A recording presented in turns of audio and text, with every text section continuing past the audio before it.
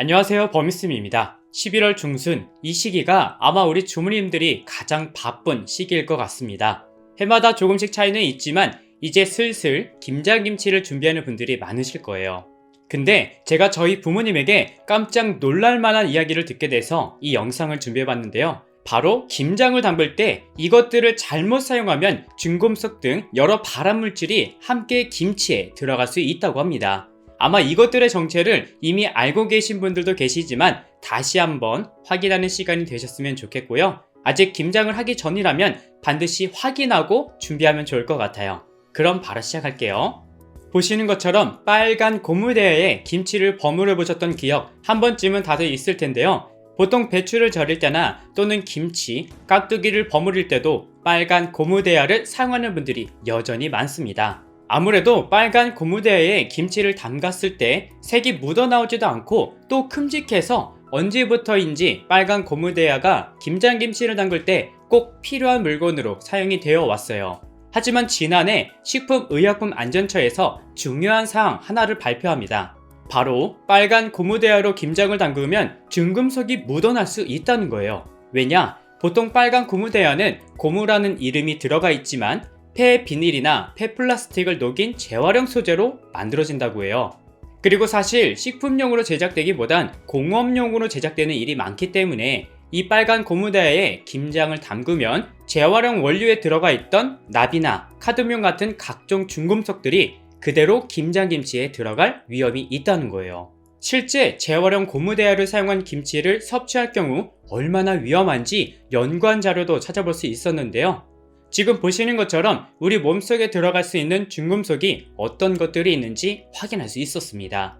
그래서 여러분들이 김장을 할 때 고무대야 대신 식품용이라고 적힌 플라스틱 대야를 사용하거나 또는 스테인리스 대야, 김장 전용 매트를 사용하는 게 보다 안전하다고 해요. 근데 자, 여기서 집중하셔야 됩니다. 이미 이 내용을 알고 계신 분들은 스테인리스 대야를 구입해서 김장을 담그고 계실 거예요. 근데 여기서도 아주 위험한 부분이 있다고 합니다. 대부분 스테인리스 대야를 구입하면 그냥 물로 헹구거나 또는 세제로 한두 번 닦고 사용하고 계실 텐데요.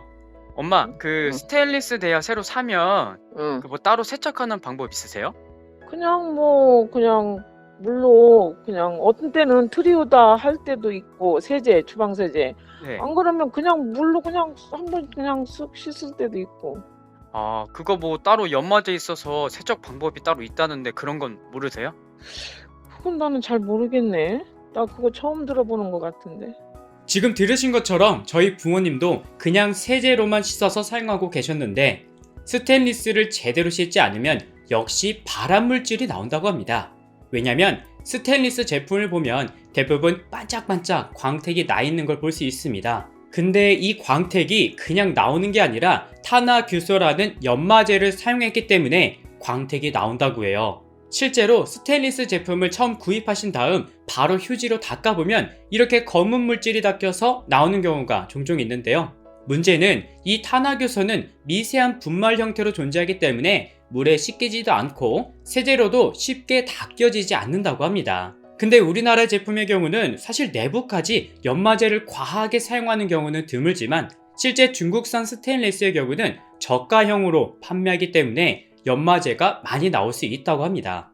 하지만 국산이든 중국산이든 한 번만 제대로 세척하면 평생을 건강하게 사용할 수 있다고 하니까 지금부터 세척 방법에 대해 알려드리고 마칠게요. 먼저 식용유를 준비해주세요. 그리고 닦을 용기에 식용유를 묻혀서 키친타월, 헝겊 등으로 깨끗이 닦아주세요.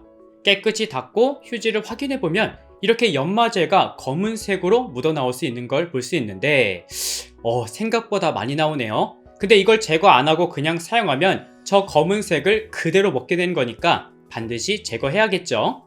한두 번 반복하신 다음에 이번에는 스테인리스 크기에 따라 베이킹소다를 넣고 수세미로 닦아주거나 또는 작은 제품의 경우는 베이킹소다를 물과 함께 넣은 뒤 2-3분 이상 충분히 끓여주시면 됩니다.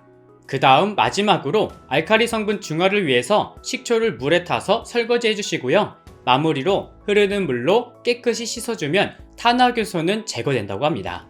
근데 하다 보니까 드는 생각이 있는데 사실 이렇게 매번 새로운 스테인리스 제품을 닦아서 사용한다는 게 조금 번거로울 수 있어요. 그러면 공장에서 아예 세척한 다음 나오면 구입하는 사람 입장에선 편리하지 않을까 라는 생각이 드는데, 물론 제 욕심일 수 있겠지만 그렇게 되면 제품 가격이 조금 높아질 수 있겠죠.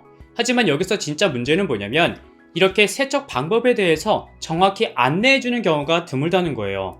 그러니까 연마제가 사용되었다는 내용을 잘 모르는 분들은 그냥 구입하자마자 물로 한번 세척하고 곧바로 사용할 거란 말이죠. 게다가 오래전부터 빨간 고무대야에 김장을 하셨던 분들의 경우도 이렇게 위험한 성분이 고무대야에 포함되어 있었다는 것도 모르고 사용하셨을 텐데, 이제야 중금속이 발견되었다 라는 소식을 들으면 상대적으로 기분이 좀 나쁠 수도 있다는 생각이 들었습니다.